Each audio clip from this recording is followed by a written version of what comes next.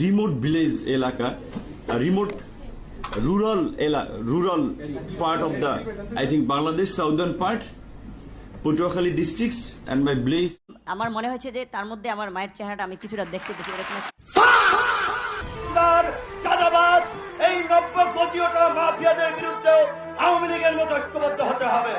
আমরা সিদ্ধান্ত নিয়েছি বিএনপিকে আগামীতে ক্ষমতায় বসাতে হবে। বাংলার জমিনে আর কোন দখলদার চাঁদাবাজ মাফিয়া দলকে প্রতিষ্ঠিত হতে দেওয়া যাবে না। বিএনপি ব্যতীত কোন রাজনৈতিক দল ক্ষমতায় এসে এই দেশকে চালাতে পারবে না।